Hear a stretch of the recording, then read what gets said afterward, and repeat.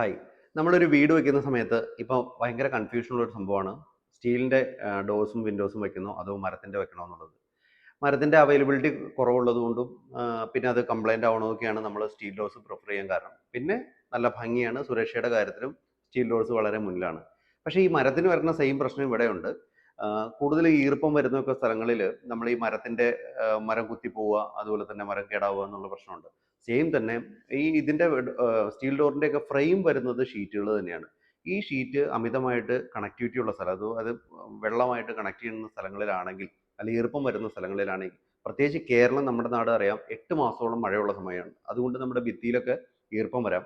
അപ്പോൾ അത്തരം സ്ഥലങ്ങളിൽ ഉപയോഗിക്കുന്നത് ഗുണപ്രദമല്ല. പിന്നെ അതിനുള്ള പ്രൊട്ടക്ഷൻ ആയിട്ടുള്ള പല മെറ്റീരിയൽസും നമുക്കിപ്പോൾ ഇറങ്ങുന്നുണ്ട്. അത്തരം കാര്യങ്ങൾ ഫലപ്രദമായിട്ട് ഉപയോഗിക്കുകയാണെങ്കിൽ ഒരു പരിധിവരെ ഇത് തുരുമ്പെടുക്കാതെ നമുക്ക് ഡ്യൂറബിലിറ്റിയോടുകൂടി ഉപയോഗിക്കാൻ സാധിക്കും.